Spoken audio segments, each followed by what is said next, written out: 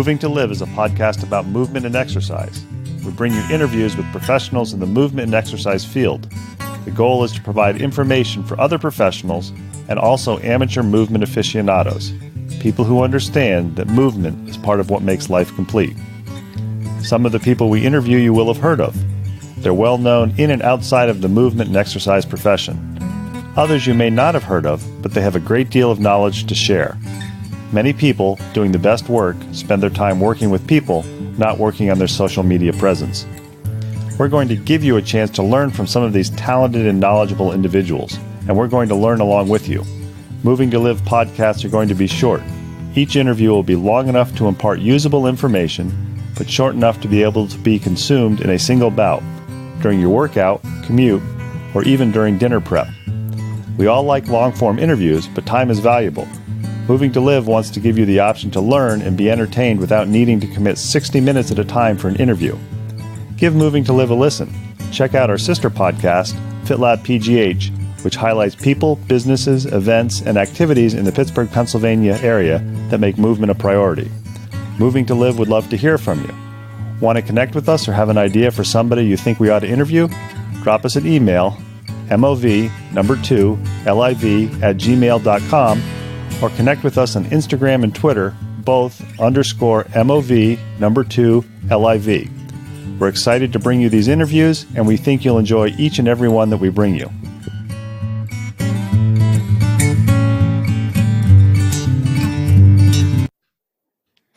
Moving to Live is back with another podcast. This week we have part 2 with Dr. Jenny Ploss, who is a physical therapist who works with orthopedic clients at Langford Sports Medicine and Physical Therapy in Albuquerque, New Mexico.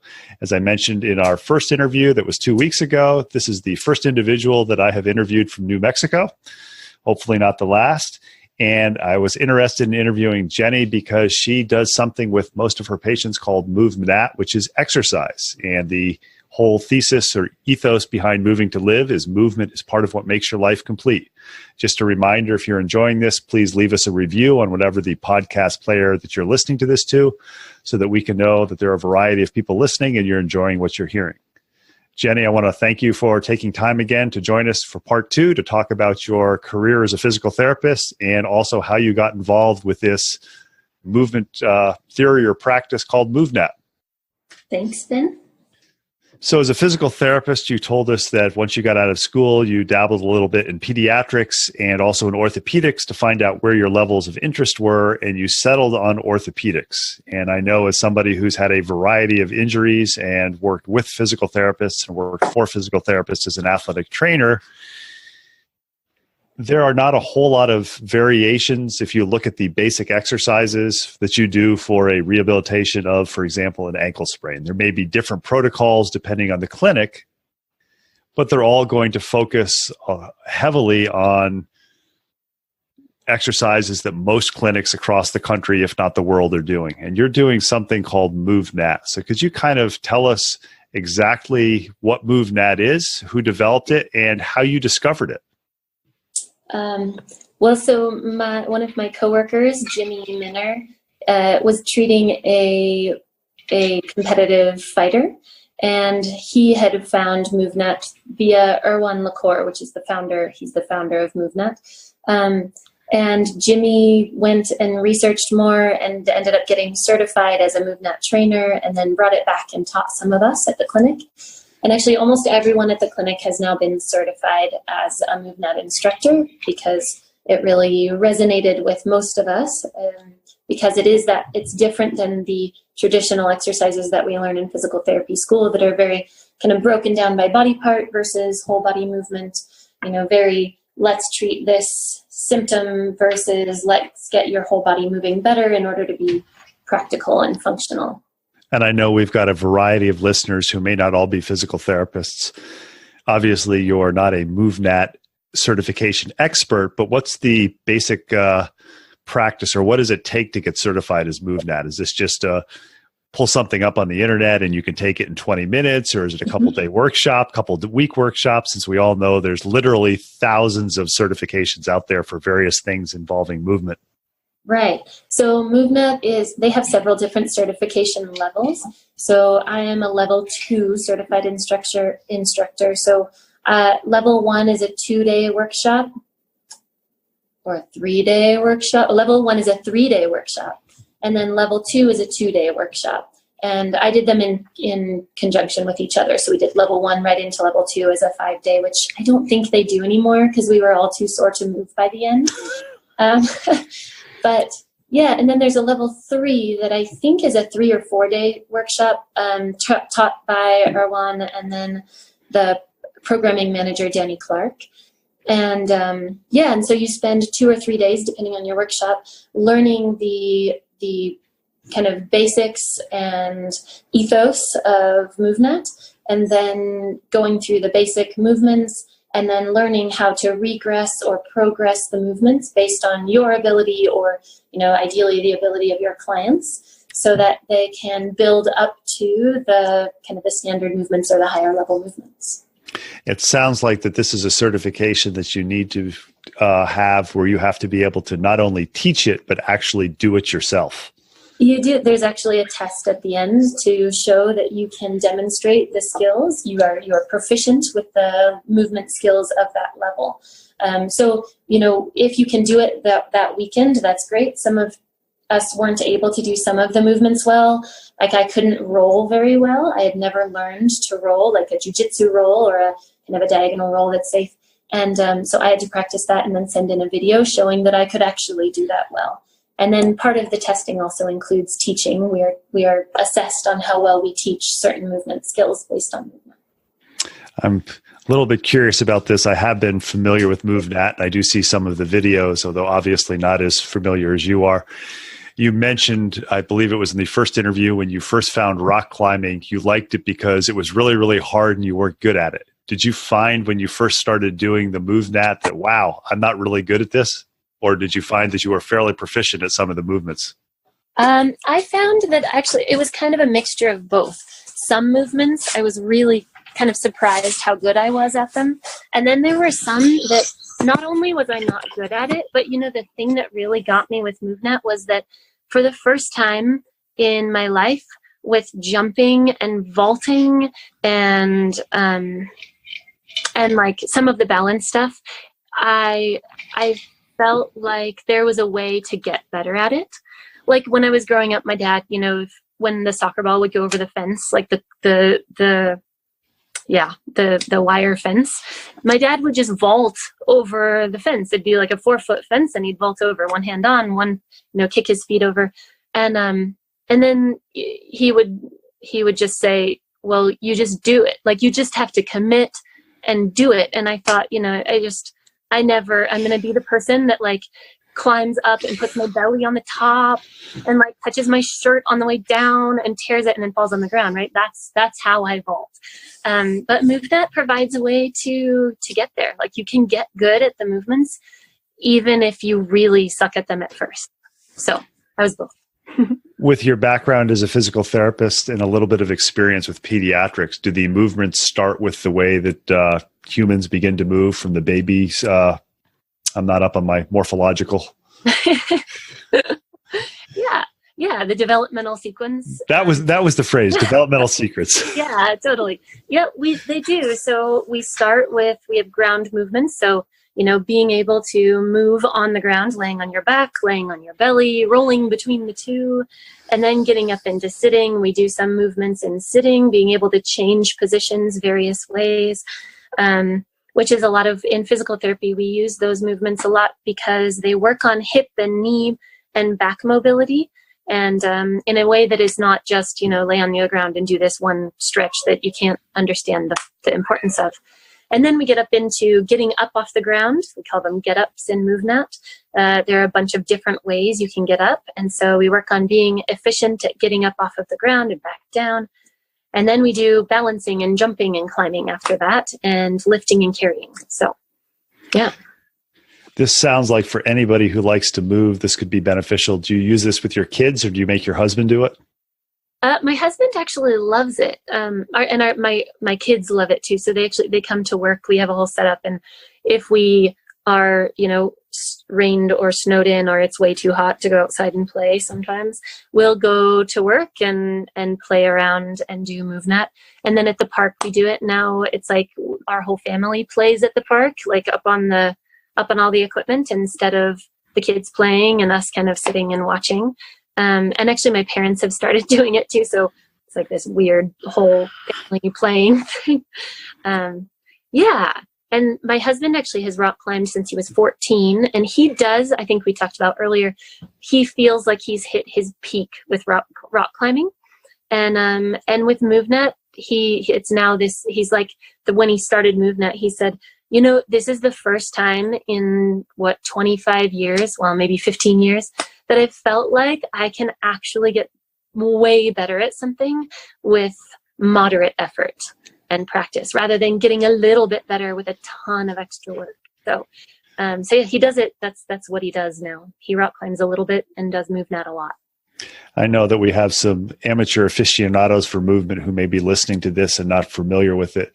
How does this differ from, say, parkour? So if we saw you and your family doing this in the park, would we say, oh, that's a family doing parkour? Or we say, what's that family doing those weird series of movements? So it's a lot like parkour. It's just that, a lot of people think of parkour as a pretty advanced movement practice. And MovNat starts much lower level than that, and then builds up, and a lot of the higher level movements are parkour movements. Because parkour is an obstacle management system kind of approach, and that's what the higher levels of MovNat end up being. So yeah. I'm curious with MovNat, for somebody who becomes skilled at teaching it, and maybe they're involved as a coach, is for, say, girls soccer. Like you a few years back, would this be something that would be useful to use with soccer players or basketball players? And how would it be incorporated? Would it be incorporated as a warm-up or as a fun play day? Yeah. So actually my dad still coaches soccer. He coaches girls 14. He might be in the sixth day. He follows girls up. So 16-year-old girls soccer teams. And he had me come do a MovNat workout with them. And that day it was mostly about learning, the correct form for different, especially jumping and cutting skills. So, it can be kind of like that. We host elements workshops where you get the foundations of MovNat and then you take it home and do it. Or for coaches, a lot of coaches could use it as part of the warm up, at least the ground movement and get up skills. And then the other skills, like some of the jumping and balancing, those would be really good to do as an actual workout. I actually teach, there's a climbing team at our local climbing gym, and I have 5 girls on the team that come regularly and work with me on movement. And a lot of our workouts are MovNat workouts, and then we specialize a little bit more in the climbing stuff. I'm curious, kind of to build on this a little bit. My first love is endurance sports, running, biking, trail running. And as a physical therapist, I'm sure you see numerous patients who are runners or bikers, and they don't like to do anything other than their specific activity. Right. Is doing a MovNat workout or becoming familiar with this something that could benefit people who are not involved in a team sport, or somebody who's involved in one of those uniplanar activities like running and biking? That's exactly what I was going to say. It was the uniplanar, movement that running and cycling and swimming even are. It's one direction. There's not a lot of variability in how you move. And I think that's fine, except in the long term, which is what my new thing is, more of a longevity view rather than a performance view, or longevity maybe at least equal to performance. And so, so I think for longevity's sake, it's really important to branch out. I think, you shouldn't specialize too young, and then you should stop specializing after 35, 30 again, and like start branching out again, because as we get older, we start losing the ability, not just in our joints and muscles, but even in our brain, we start losing the ability to do movements that we could do when we were younger. And so if you can do something like MovNat, which is super varied, as one of your, couple times a week, or some people do it daily as part of your movement repertoire maintenance, then you can still run forever, hopefully, but you'll also have the ability to, get up off the ground after your runs or, yeah. We're going to be polite. We're not going to ask your age, but it seems to be that a number of the movement professionals that I've interviewed for Moving to Live have that same longevity thing. They've probably been fairly competitive. They probably are still fairly competitive, but they've started to recognize that what they really enjoy is not that free t-shirt or that medal, but the fact that it's like, hey, I've got a couple free hours on a Saturday. I can go move the activity that I want to do rather than saying, man, I'd really like to do this, but my shoulders hurt. Yeah, exactly. Yep. Yeah. I've had enough injuries and every time, you have an injury, it's like, especially if you have a surgery, then the conversation with the doctor or the surgeon is, what does this mean in the long term? And it's hard to remember that when you're not injured. Like, oh, this means that, when I was in college, my last injury, the doctor told me he was going to have to take out half of my meniscus. And I was like, well, what does that mean? And he was like, well, I mean, you're not running anymore. And I was like, well, what about back? And he was like, well, probably, not with a heavy pack. And so I told him not to do surgery. And I just, I was like, well, then we'll just leave it. And we couldn't, and he negotiated like an eighth of the meniscus. And so, and I've run 30-mile runs since then, and I backpack all the time. And so it's okay. But yeah, now that I think that's what has formed my desire to make sure that I can do what I want to do forever. And so I kind of try and put myself in that panic mode every so often. Like, what if I injured myself doing this? And could I still do the things I want to do when I'm, 60, 70, 80? And is it worth doing what I'm doing now? So I think it's interesting you said you negotiated. I broke my wrist mountain biking about 20 years ago. And I negotiated with my orthopedic surgeon about putting a splint on rather than a cast. Yeah, negotiation is good. And I still recall his comment was, I'll put you in a splint if you promise not to do anything stupid. Ooh. And did you? No, but I negotiated by the end of 2 weeks being able to do 5-pound dumbbell presses with it. Yeah. And the utmost respect for him as a physician. He also operated on my knee. And the benefit of the splint was I was able to take the wrist out and move it periodically. Right. Yeah. So he said, I think you're going to have restricted range of motion. And I was fortunate enough not to. Nice. Yeah. Yeah. So I can see for somebody who's active, whether or not they're a team sport athlete, or I'm just thinking of all the runners and cyclists I know who move like old men and women. Yeah. This could be beneficial. Yeah. Yeah. I think it's amazing how, so for some people I haven't had many back problems, but, for people who have back problems and stiffness, especially, MovNat is like the first thing.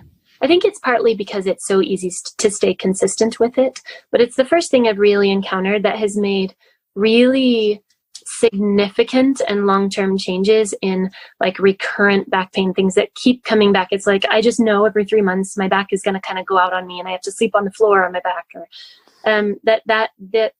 that regular MovNat practice helps prevent. And it's not like it's super novel stuff. It's just that it's fun to do and easy. It's like yoga. If you love yoga and you go through those movements every day, then great. But I don't do that. Yoga is not like super engaging for me. And so unless someone else is doing it, I'm just following their instructions. But with MovNat, like I sit in different ways now. I get down on the ground and play with my kids in ways that it is now a kind of a lifelong workout. So it's easy to maintain, which means it has lifelong consequences in a good way, benefit. For somebody who is a mover, I can see it would be very easy to sell them on this. Mm-hmm. But you also make your living as a physical therapist, where I know, having worked in a physical therapy clinic, some of the patients don't like to move. And depending on the clinic, there may be specific protocols that need to be followed so that insurance will be paid. And what attracted me to interviewing you is the fact that you had an article on the MovNat blog that we'll make sure we have a link to in the show notes, where you essentially said you use it for patients of all ages, all injuries. I guess my first question on that would be, how did you get buy-in from your clinic? I know you said your colleague was one of the first people to introduce the clinic to it, but I would think, and I've joked with various people, you can always tell what Con Ed course somebody went to, because the next week, whatever the patient or the athlete that they have, they're going to be doing that. It doesn't matter whether it's MovNat, Graston technique, dry needling, whatever it is. Yep, they're going to get it. Yeah. So how was this introduced to Langford Sports Medicine and Physical Therapy? So the powers that be said, oh, this is a good idea. Let's introduce this and utilize with our patients to get better outcomes. Yeah. Well, so I'm pretty lucky. Langford is one of the best, I think it's the best place in Albuquerque to work. And I know that my colleagues would agree. We have super supportive physical therapist owners and managers. And our whole clinic really believes in treating the whole client, not just, the injured component of their body, right? And ideally, that's what the physical therapy profession in general is moving toward. There's a big push toward that. So it's, MovNat is just a more systematic way of using functional movement than what is taught in most programs. I think one of the things that PT programs often get in response to kind of questions about what they really got out of PT school and what they feel like they missed, most of the time we don't get enough treatment ideas. And so, you come into your PT practice and you know how to evaluate and assess problems, but then you don't really know what to do about it. And so it's nice to have something that is systematic, that is also holistic, and that my company, my clinic really buys into that whole movement. So it was easy for us. And then MovNat is as a physical therapist, I don't use, we don't just do a MovNat workout, right? We use components, and those components are part of what we call therapeutic exercise or therapeutic activities. We're practicing doing functional things like getting up off of the floor or out of a chair or safe lifting. And it's just that I learned a more systematic way of teaching it in MovNat than I had before. So what you're saying is that it's, on the one hand, it's nothing special because it's movement. On the other hand, it's made you look at movement in a different way and realize, oh, these things that MovNat teaches, this directly translates and could be used, for example, with the treatment and rehabilitation of an ankle sprain. Yeah, exactly. Yep. Yeah. Yep. Yeah, it's weird. Hard to describe because it's like, yeah, not special, but it's special in the way that it is developed and taught. Maybe it would be accurate to say it's not special unless the person understands what the movements are intended to do.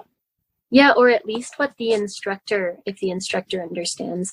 And part of the thing with it is, I think I wrote in the blog that I wrote that if I want to work on ankle mobility, I can just stand and do stretches or use the stretch out strap, but it doesn't make sense necessarily to the client. Like they can't see the reason why they need that movement. But if you try and get them into a deep squat and they can't get their heel down on that side because their ankle doesn't move, then they're like, oh, I can't do what I need to do because of this, and there are a bunch of examples of that. So yeah, it's a way of showing them their limitations in a way that make more sense. How much do you think it's benefited you with the treatment of your patients using MovNat, the fact that you had to become skilled as a practitioner before you were a clinician? Because I know there are a variety of exercises that are used in rehab settings that are, for lack of a better term, mentally disengaging. You can kind of go through the motions. For example, I'm just thinking of a straight leg raise in abduction, right? And somebody with incorrect technique can very easily use a 20-pound ankle weight, but if you make a few adjustments in the position of the hips and the knees, all of a sudden they can barely lift 3 pounds. Right. So how important is it to be a practitioner where you actually understand, or kind of as a corollary to that, how easy is it to cheat on these exercises when you prescribe them to your patients? Yeah. Well, so part of, or a big part of the MovNat approach is learning how to teach people how to do it correctly. So MovNat is in MovNat, we learn to be huge sticklers for form, which physical therapists usually are too, sometimes to a horrible degree, but the good ones. Yeah, right. The good ones. Yeah. So often what we teach, instead of saying, oh, that's the wrong way to do it, is let's try it these different ways and find out what feels the easiest and most natural, and then what feels harder and why. And then we get to go into, this is why it's easier, this why it's harder. If you can do it a variety of ways, then that's better than just this one way that you're resorting to that, turns your ankle in or whatever.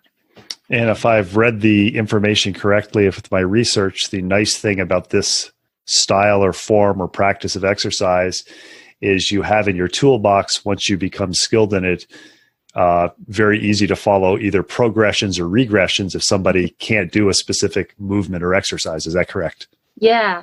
So I think one of the things that I am naturally good at, just because I'm drawn to movement, is developing those progressions and regressions. But I'd never really found a method that also emphasized that. And that is what MovNat, I think, does well. The main thing that it does well is it offers those regressions and progressions. Mm-hmm. I'm probably putting you on the spot with this question. Uh-oh. How much does having the education as a physical therapist before you took the MovNat training help? Or do you think if you were somebody who was a mover and then just said, hey, I'm getting older, I'm not moving well, this looks like fun? So I guess the key question is, how much of a benefit did the physical therapy training or the education, learning about the body, even though you said the treatment interventions probably are where physical therapy school is limited, how much did that help you before taking the MovNat so you could get more benefit from that specific training? I think, I analyze more than maybe I need to for the MovNat stuff.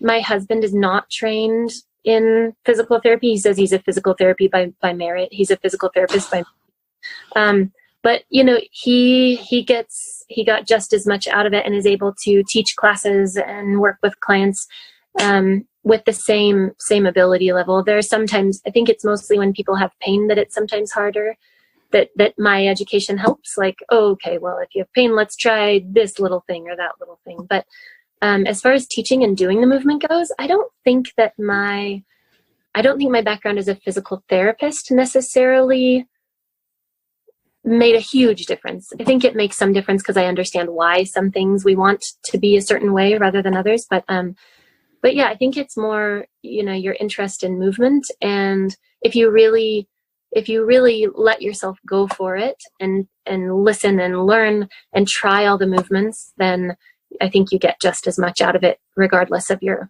educational background. Movement background, I think, helps. I know that having worked in a physical therapy clinic, there really can be a dichotomy of patients. I think probably the worst patient or the best patient is somebody like me who, when I had shoulder surgery, I saw my notes and the therapist said, he'll do well as long as he doesn't do too much. So I think that you're going to have some patients that come in, those people who are active, even if it's just, and I don't mean just in a negative way, but they just want to garden. It's like there's something that they want to do and their injury is preventing them from doing it. I would think they would buy into this very well. Oh, yeah. Especially if they're movers. But you've got that other dichotomy of person who comes in, whether it's to the doctor or to the physical therapist, and they basically, the image is they plop down at a table and say, here I am, fix me. Yeah. How do you sell them on MovNat, which is basically exercise? And that's the hardest thing I know to sell people on, since so many of the U.S. doesn't do it on a regular basis. Right.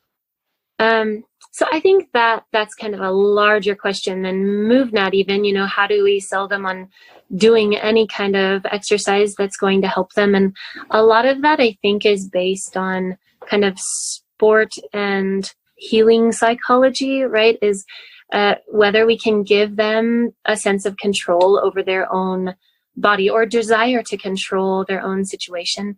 And so that's a lot of it, is just finding out what does interest the person and what matters to them. Like the gardener, you know, if there's someone who, a lot of people, it's like, I can't drive my car. Like I can't move my steering wheel, or my knee hurts when even when I sit at the dinner table, or like I can't go to a movie, you know. And if we can show them small differences, if they do one movement, you know, that should help with that, if they see progress with it and it's not too boring, you know, the exercise is not too boring to keep doing, then usually we win them over. And not always. And I don't always use MovNat. MovNat is not necessarily for everyone. I have people, and it's primarily people who love yoga and Pilates, or people who love going to the gym. You know, they already move, and in yoga and Pilates, often they already move in a variety of ways. And so if, as a physical therapist, at least, my job is to augment that and make them more capable at that. So my bent is MovNat. That is the thing that I think has helped me be more well-rounded and capable, and kind of less or more resistant to injury. But yeah, I don't have to push it on everyone. Although the exercises tend to be done more regularly and long-term than, you know, the standard, I'm doing this because my PT said to, but I don't really see why. So have you had instances where there was a patient where you kind of thought, you know, this is not a good part of the rehabilitation protocol, and they see another patient in the next table doing something and say, hey, how come I can't do that? Yeah. Especially because we have a big open gym and then we have little treatment booths. And it's, you know, what grabs people the most is the balance thing. And so, you know, we get on the floor with lines and we get on 2x4s, and traditional PT balance works on what we call static balance, non-moving balance. And so it's like, oh, my PT told me to put one foot in front of the other and stand there. And either I can do it or it's impossible. And why would I do it anyway? Versus, you know, being able to walk on a balance beam, no matter how old you are, it's kind of intriguing. And so that's one of the ones that people get that people really are drawn to. Yeah. Any instances of patients who have become so enamored with this that they've gone on and gotten certified themselves and now teach classes? I don't think I've had any patients that have gotten certified, but we have a training space adjacent to our clinic where we teach MovNat classes. And we have a bunch of our patients, our ex-patients, have, you know, annual memberships and come 2 or 3 days a week to classes. And that's what they do in addition to their gardening or cycling or running or climbing or, you know, just life. Like my 85-year-old grandma likes to try and balance on the balance beam with my kids when we're at the park, and she comes to MovNat classes once a week. I'm always curious with movement because it is part of what makes your life complete. Youngest person you've heard of doing MovNat, and then is your grandmother the oldest, or have you had some patients or some people that you've seen who are older than your grandmother still doing essentially specialized movement? Yeah. So actually I teach a group of people on Fridays that are, my classes was built toward osteoporosis management. So trying to make sure we progress appropriately with a PT in charge for people with osteoporosis. And I have a man in that class who is 87. I think he's our oldest. And he's really capable.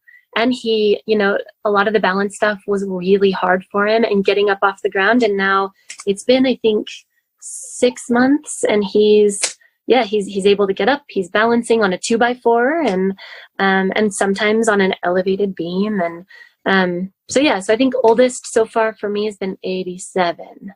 And then my 6-year-old and my 2-year-old love MovNat, you know, and they ask us when we have downtime, it's like, let's go play at work, you know, or at the park if it's not boiling.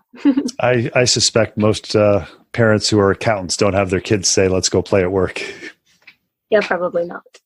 We're talking with Dr. Jenny Ploss. She is a physical therapist in Albuquerque, New Mexico, who specializes in orthopedics. One of the methods of treatment that she uses is something called MovNat, which is specialized treatment. Specialized movement based on developmental progressions. And I think she's done a great job of describing what it is and how she integrates it into the physical therapy world. For those of you who are physical therapists or who have had the good fortune or misfortune to have to make use of a physical therapist, you know how boring some of the exercises can be. And if exercises are boring, you're not going to do them.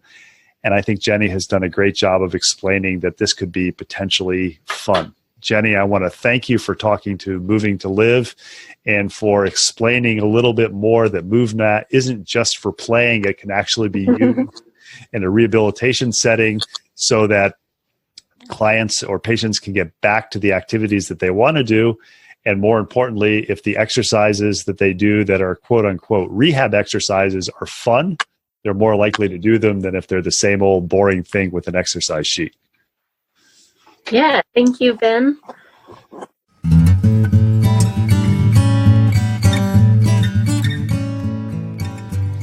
Thanks for listening to the latest episode of Moving to Live.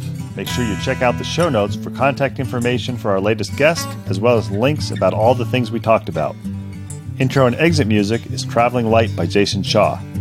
You can subscribe to Moving to Live on Stitcher, Apple Podcasts, and Google Play, and be notified about new episode releases. Have any questions, comments, or suggestions? Drop us an email, mov2liv@gmail.com. Connect with us on Twitter or Instagram, both _MOV2LIV. Please tell your friends about Moving to Live. It's a go-to place for information for movement and exercise professionals and amateur aficionados who understand that movement is part of what makes your life complete. Until next week, keep on moving.